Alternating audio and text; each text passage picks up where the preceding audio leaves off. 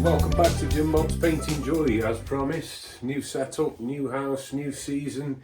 Going to keep the talking to a minimum and get on with the painting, but just a couple of things I've been hearing amongst people who want to try and do a little bit of wet on wet painting. A lot of people are put off by price of canvas or having to continually buy canvas because they're getting through quite a lot whilst they're practicing.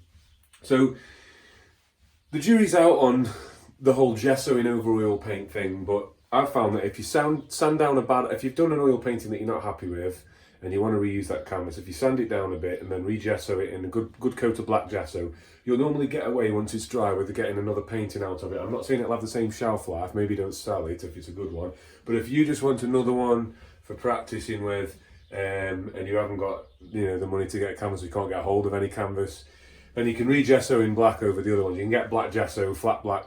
Just a flat black acrylic will work, so it's pretty cheap. So if you see flat black acrylic, get a load of it in, because it normally comes in handy. The other thing is I'm just going to use a limited palette, 4 colours, yellow, white, brown and blue, and see what we can make. So I've got, as I say, this was a picture before. You can see the outline of a wave there, but we're going to make it something different and cover that up, hopefully. It's black canvas, and I've just treated it with a bit of phthalo blue and phthalo green mixed with a bit of linseed oil for the backdrop, and I'm going to go straight on that with a little bit of straight titanium white. I'll just take the titanium white out pretty thin, reasonable amount on the brush, similar to when we've done clouds before, and just literally start swirling in. And once the brush hits the canvas and starts, I'm not going to let it stop. I'll keep moving sporadically in all the different directions, just moving it around, but you can see and put on more pressure in some places than others, but you can see it's actually beginning to pick up a little bit of that blue from underneath, and we just keep making these strokes. I'm just not looking for anything really defined, just basic shape, and I just, again, more pressure in some places than others, and just dragging them out little axes. I'm just really going for that background sky, maybe a little bit brighter here towards the horizon, maybe a little bit of a straight line there. I'm just literally just turning the brush in my hand as well at the same time. I've got a lot of that happening. I'm dragging out the bold bits, but I'm not going back up to the top bits too much. But I'm not letting the paint pile up too much in any one place. And this is a brush I got from the Staffs University. This is like a little, it's a 1/4 inch flat nylon bristle thing. It's not really I'm just using it because I think it's got quite an interesting shape. You might even try just literally I'm tapping now. I've gone from twizzing to twizzing and tapping. Just absolutely making a mess. But there's a method in the madness. I'm just going to make it a bit less defined there down towards the bottom. So I've got this basic weird outline, but then I'm going to take a blender brush. And these are just the fine camel hair brushes. I'm just going to kind of use that to just fluff up a little bit of this. And just circular motions with that, and just misting that bottom section out a little bit. Really lightly, I'm just light as a feather, really, just fluffing them up. I don't want to lose all the brush marks, but I just want to kind of swoosh them around a bit just to add to the effect that it's a chaotic and cloudy sky. Maybe there's a storm back there in the horizon. And this is such a light touch, but you get used to this the more you do it. And I'm just vignetting, if you look, I'm just kind of keeping it darker towards the outside just so it really draws your eye into that centre. Then very lightly I'm going to go over the whole thing now. Really lightly this is. And I'm just going to keep working this till it's a desired effect. Now you can leave it with sharper lines, or you can just keep doing this until it's literally as soft as you want it. I mean, I kind of like the softer side, and sometimes it helps to kind of go fast, sometimes it helps to speed up with it, and I'm not quite sure why that is. I'll just try a different blender brush here. This one's a bit stiffer, and drag a bit of this blue out for the outsides.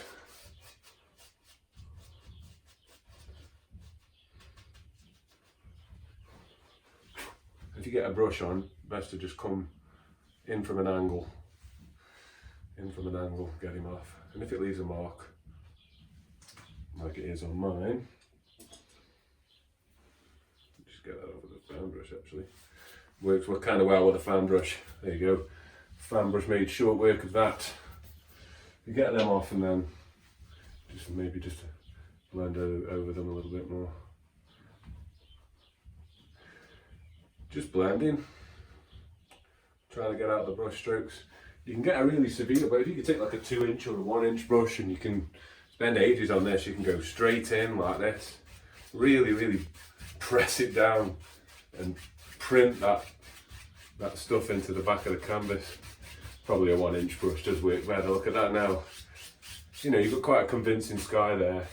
You haven't really done much work. Just had the formula. Striking. So I think there's just a little bit of cloud for me missing from this top area. So I'm just going to grab a little bit more of my titanium white, which is now a little bit dirty, a little bit of the blue in it, but I'll be good with that. I'm just going to put a whole bunch more in.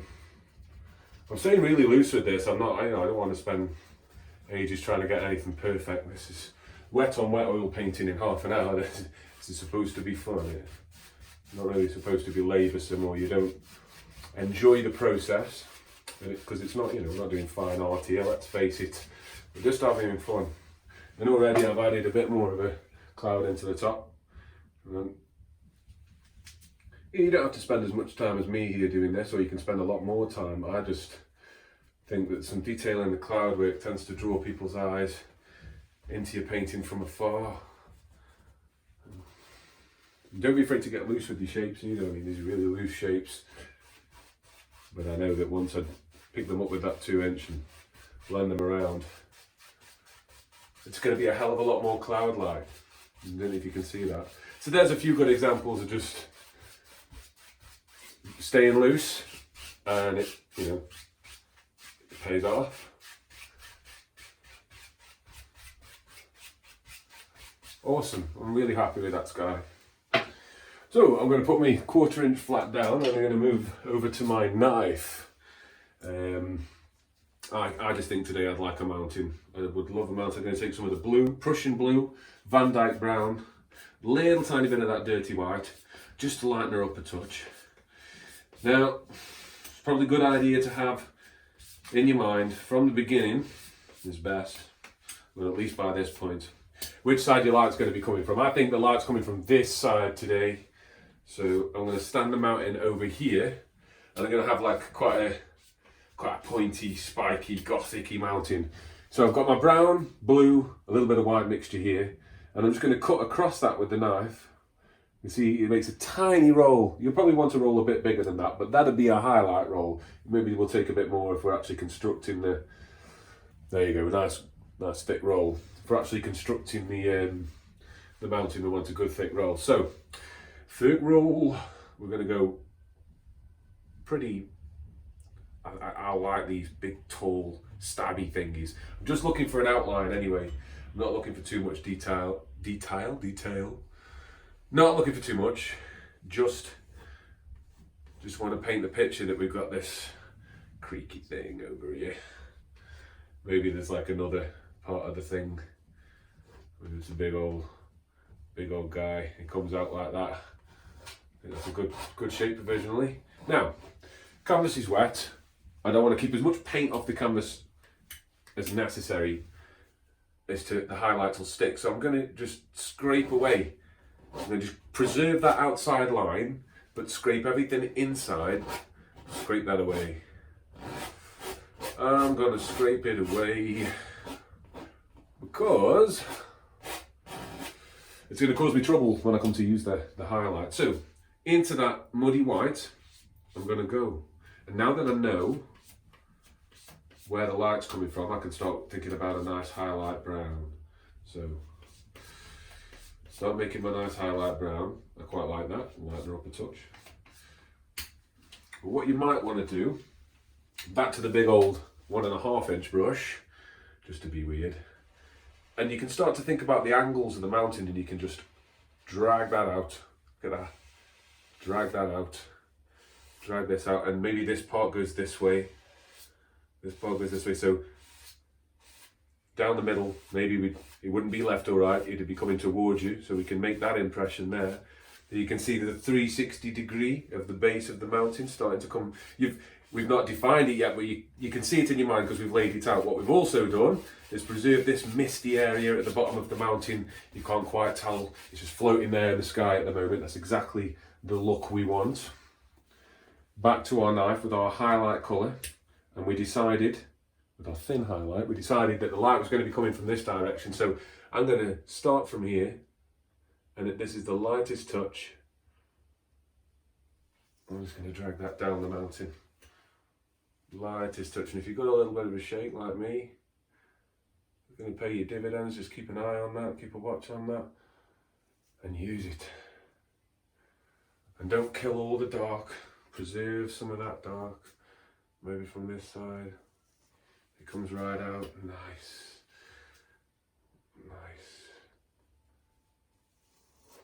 nice mountain shapes beginning to take place. Maybe up here there's a little bit of a creek and a dip and a change. Nice. Some more definition beginning to, maybe there's just like another peak here. Comes down at this side. Lovely, lovely. A little bit there, maybe just using the corner. We can use the side of the knife as well. Or maybe he comes in front.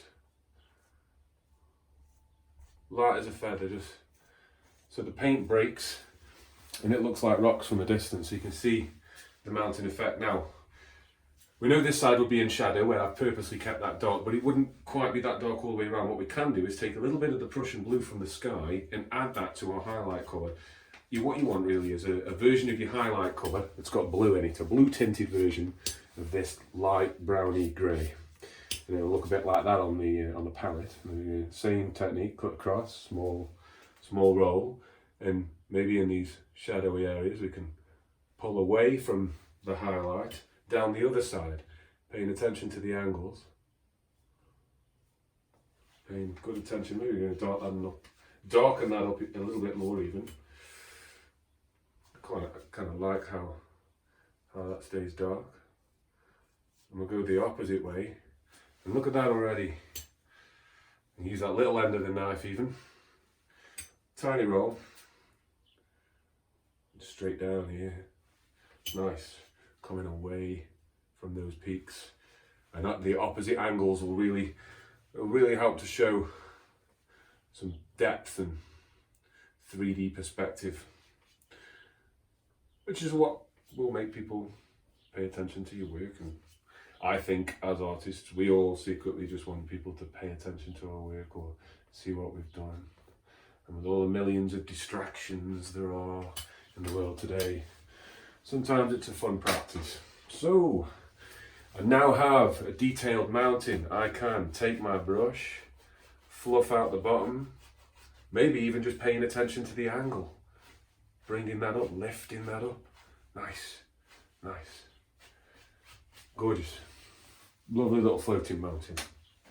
Now then, normally we'd have a little bit of a footy hill or something. I don't know, like a nice little bit of a way line here, maybe some water, and we'll see. What I'm going to do, I'm going to take I've got this cool brush, picked this up in Wales from I don't know what shop, a tit and tat shop, but it had some cool canvases and art stuff, so it's kind of like a 1 centimetre version of the Big Bob Ross brush. So I'm going to use a bit of the cadmium and yellow with my dirty colour just to get like a darker green tone, and that's going to be maybe let's lighten up a bit. That's going to be sort of the shadowy tint to the green plane I'm going to put in now. But obviously this colour is quite dark, and so is the bottom of the mountain. Maybe I want a little bit more of the white mist at the bottom of the mountain. So if I just take a tiny bit of titanium white using the corner of the brush, and just tapping it in there, tap, tap, tap, tap, tap, tap, tap, tap, tap, yeah.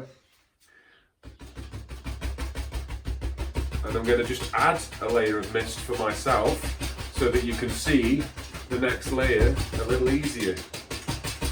This, get tough with this. This canvas won't break unless you're being ridiculously heavy-handed. Nothing wrong with that if you want that effect, but today we don't. But we've made that mist at the bottom. We can pull that back up again, and we've got this lighter layer here. Break up that line if you want it to be a bit less distinct. Little X's again. A little bit of a lighter slipstream there at the bottom of the mountain, so that our grass or our land will show up. So maybe it starts up here.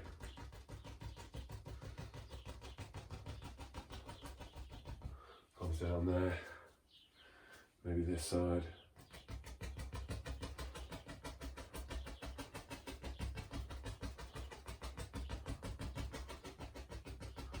Come straight across the front of that one. I'm just going to start filling in a little bit of that foreground, not too much. Just want some basic definition and shape there, just to indicate that there's a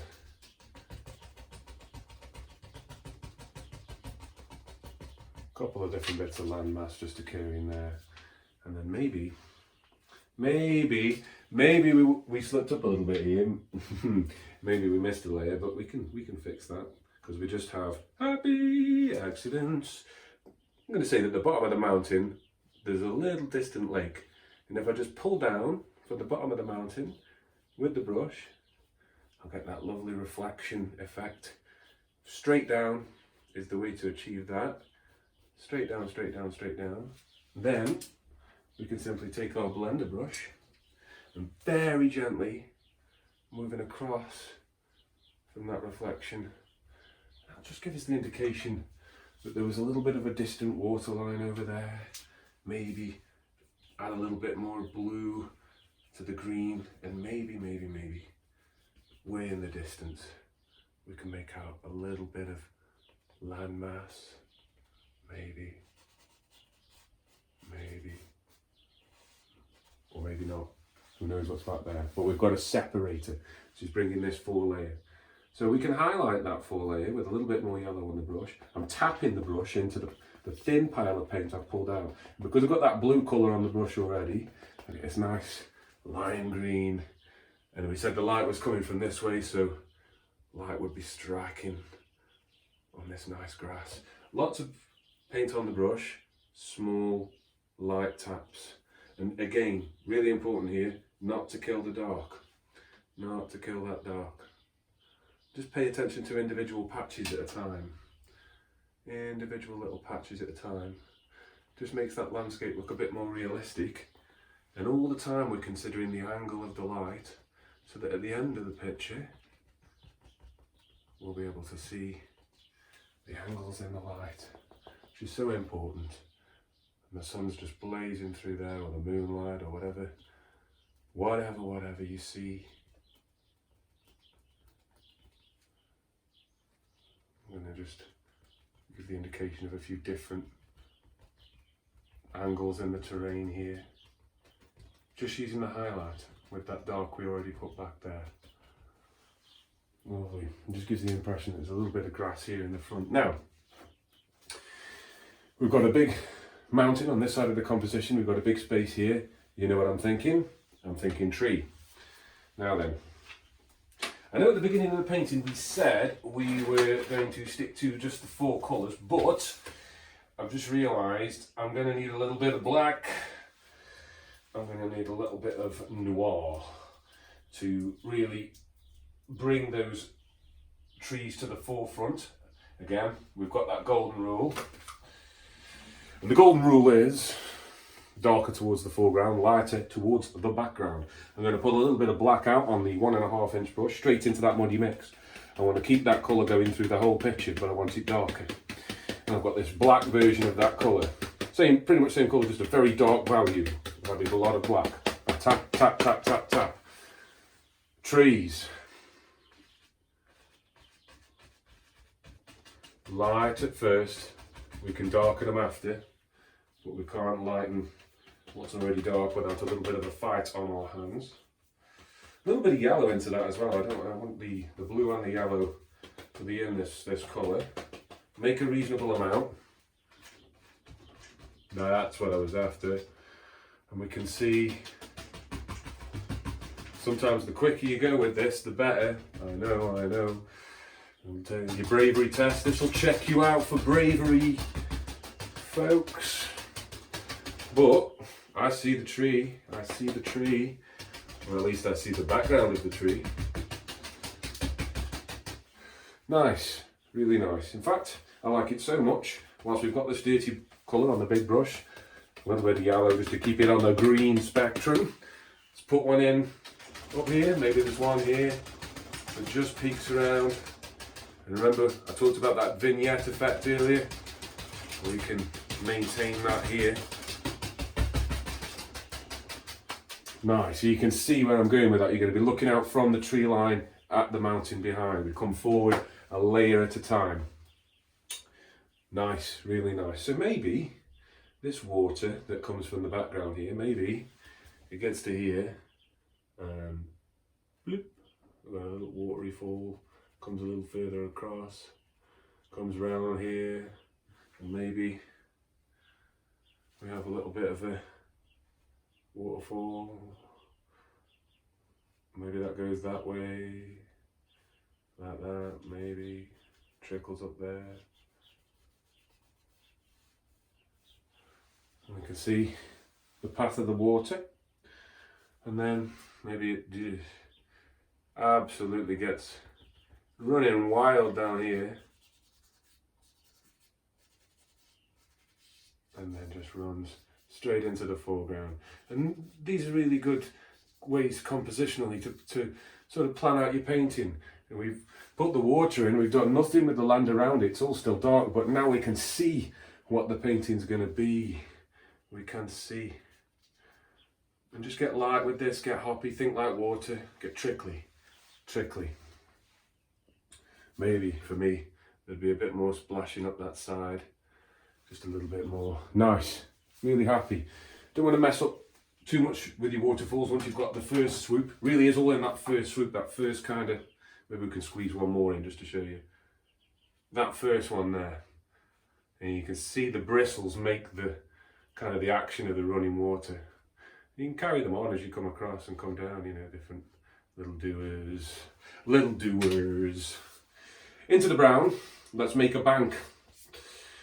The water's not just going to have dropped down there from nowhere. We currently have a void. Anybody walking here will get lost in time and space. We need some brown to indicate that there's a bank down here, but not too much, because remember this is in shadow, so we can go back to a dark colour if we want, and if we put it on a little bit too brown we can darken up. As we get more this end we'll go more towards the black tones, but remember we can still add a highlight to this. Maybe it's best on a small canvas like this to use the small end of the knife. You can do whatever fits you best. I get a bit carried away with the big end and tend to get more detail out of the small. But whatever suits you, whatever gets you there. That's the thing that's going to help you out the most. Maybe somewhere back in this grass there's some other little bits of earth and land that just peeking through.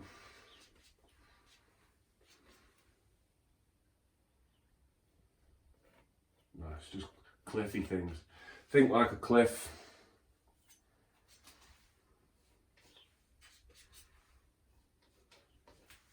Where would the stones be? Nice.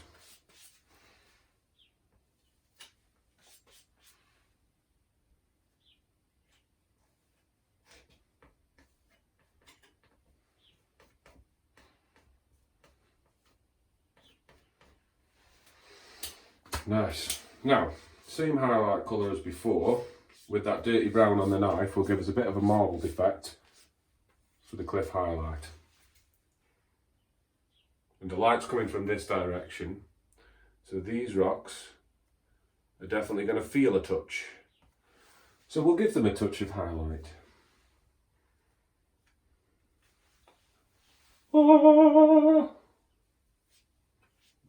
The rocks are here. Maybe just these on the corner here would just catch a tad. Maybe some of these on the top. We can switch to the thin end, different colour and value, same technique. Lovely. Changing the angle of the knife just to give the impression of some more jagged rocks and really help you out here. Now, as we get into these darker zones, I'm going to do exactly what we did with the shadow of the mountain and put some blue in the mix. Put some blue in the mix just to darken the value. And this stuff here is going to truly be in shadow. Add a little bit of this blue.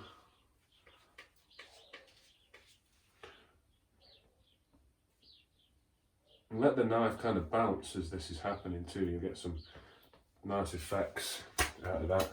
Those jagged rocks there, right in the foreground. We might put a little bit of green in there as well. And go back to our 1-inch brush we used for the land, back into our dirty yellow. Dirty yellow, dirty yellow. And we can just bring the top of the grass and the cliff together. Now for this, you can either thin down your paint, or if you're brave, get a lot of paint on the brush and just see what kind of shapes you can make down here as the grass creeps down the hill. It wouldn't all just magically stop at the top for you. No, no. It'd be creeping around, finding a way wherever it could. And so we'll make it do that in the picture. We're not going for the best lightness, but the more we can get in there that's informed from the natural world around us, certainly the more pleasant it'll be to look at, I'm sure. Surely that's got to be the case. Nice. I'll lighten up some of that background. Beautiful. I'll lighten that up a little bit more. Just want to see that. Maybe it gets a bit bushy up here. Maybe it gets a little bushy up here. Maybe it's bushy. Look at that. That's a new thing. I've never even done that before ever. I'm just tapping the side of the brush and it's leaving these little speckled peaks of green. Nice detail. Nice detail. Just go for it, just give it a try. But we better do something with these two massive dark tree things that we started earlier, because if you're anything like me, you start jobs and you just leave them and they become half jobs, 3/4 jobs, everyone calling you Arthur. But let's not do that today. Let's complete, let's finish. So I want a nice prominent tree trunk here. I'm taking that Van Dyke brown with a little bit of the blue in, a little bit of the black in. And I'll go straight off the top of the canvas, why not? Just grazing, just trying to leave that tree effect. Bring the root right down to the rock. Okay, that I like that. And maybe we don't want just one. Maybe there's another one that just kind of meets him at the bottom. And they grow apart, but they never forget where their roots were. I'm sure that I'm just recycling a meme I saw the other day. But it's true. It's so true. These things are facts of life. So, there's the outline for the trunks. Just have not so much on this side, maybe just, yeah, like that. I like that a lot. The main thing with this whole painting thing, unless you're being chaotic on purpose for an art statement, in which case go for it, mint, but just relax. Just have a nice feeling in your heart. Just don't do this if you've got loads and loads of stuff to do, because you'll be thinking about that the whole way, the whole time, and takes away from the experience, takes away from the vibe. Now then, I've got a nice highlight colour for the tree. I'm going to leave it marble D. Cut across, little roll. And remember the light we know we're striking on here, so I'm going to let that knife just bounce up and down on this tree all the way. Just let the painting take what it wants off the knife and leave what's left. And by bouncing up and down, we can really get those nice bark effects. Gentle touch. It really is a gentle touch. I can't stress enough. But that comes with practice, my guys. Little roll on the knife, but maybe this side the light's striking the back of the tree, or the front, depending on which side you want to look at it. We can just come down there. And again, sometimes it's strange with these things, but the quicker you go,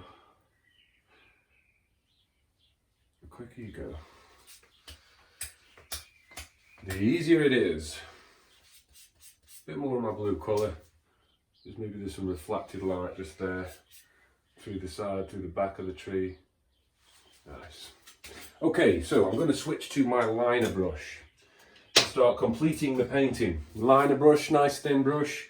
I'm going to dip the brush into a little bit of my paint thinners, which will, well, it'll bring the brush to a quilled end, but nice and thin end, sharp end. But it'll also thin out this dark brown I was using for the tree trunk here.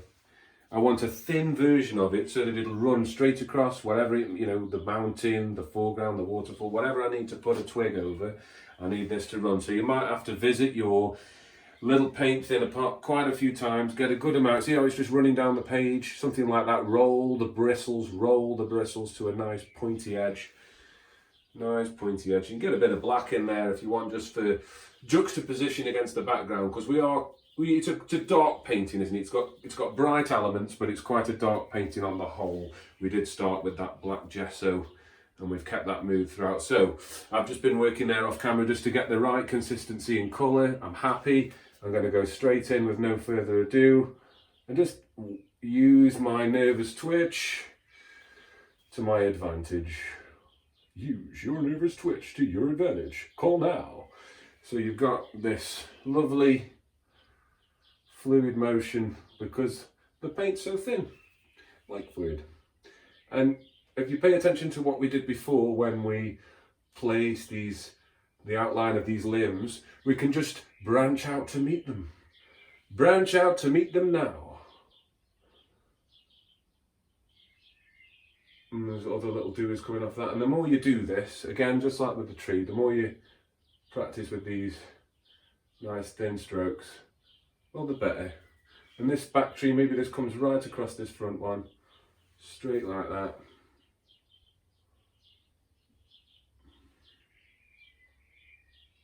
Maybe there's a little one that comes out from the base. It comes straight across there.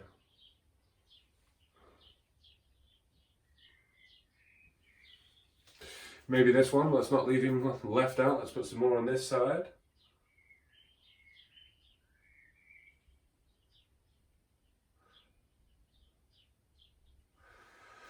You decide how they go. Maybe one comes from the middle and branches through. These nice little flicks are worth of practice. You can sometimes really pop the tree. Pop that tree! Cool, man. So, I just like the idea that there's a big creeper coming right across the top. Why not? Why wouldn't there be, dog? So, all my branches are in. I've only one thing left for it. Foliage, my guy. So, I need a little bit of paint thinners, just like the tiniest bit, because this green's got to be thin. Tiny dip into the back of the brush, straight into the yellow. Straight into the yellow. And I might squeeze a little bit more yellow out because this brush was a dirty brush. This brush was a dirty brush. And he's contaminated me yellow. So I'm going to stamp it back in. Look at that. Light colour. Lovely colour. On the corner of the brush, I'm stamping it down. Till there's little meringue peaks in the paint. Meringue peaks. And the lightest touch ever, the paint will come off as it is on the brush, leaving the dark behind. And you can start quite gently like this and then put more pressure on as you get braver. And you can use a smaller 1-inch brush for this if it's a bit less nerve-wracking, or you can use the big 2-inch. This one's got quite a lot of bristles, and this is another freebie brush. I'm using all the brushes I got from that mad place in Wales. But hey, it was awesome. I got so much crazy stuff. Maybe I'll just use the full length of the brush in some places. But you can see how that's just really popping now. And because I thin the paint a bit, I can go straight over all this thick branch, this trunk stuff. It doesn't mind. I'm just paying attention to do clump after clump after clump and not kill all the dark behind it. Not to kill the dark behind it. Because that's the stuff that really, that's the depth that you know, shows off your picture, so shows off your composition. Before anyone's got a chance to think about anything else, they're just looking at what a great job you've done. Maybe all this foliage comes right down the bank there. I really like that. Getting brown with it. Getting right down on the riverside with it. Straight down by the riverside, ladies and gentlemen. There lived a tree. And by that tree, there lived a watery fall. And just straight out in front of the mountain. And what a view! I would relax here, watch the mountain. From the stream, listening to the stream, I can hear that stream and I'm not even there. And this is the power of the paint. The paint will allow you to indulge these sensations.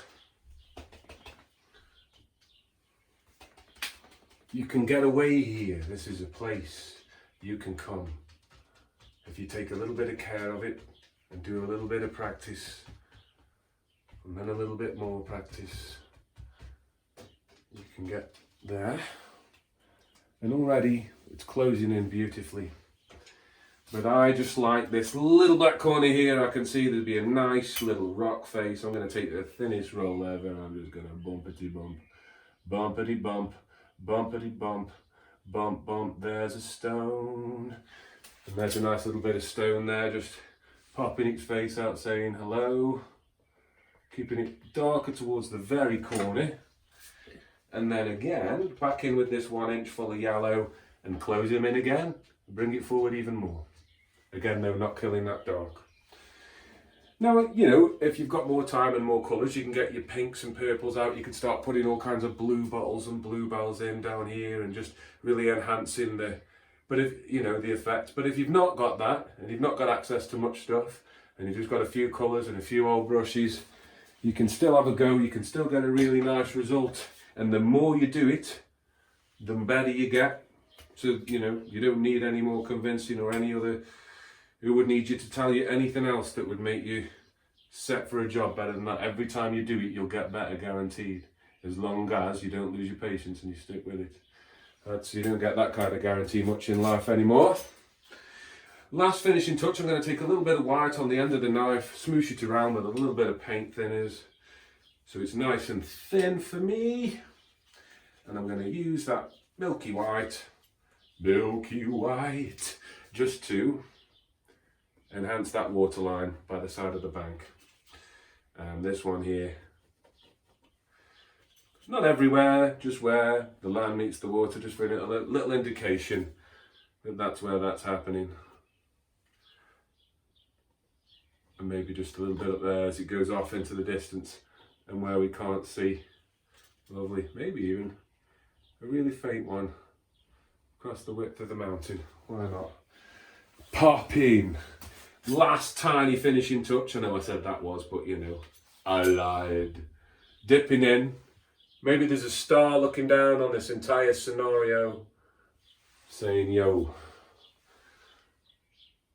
that's awesome. And there's his reflection.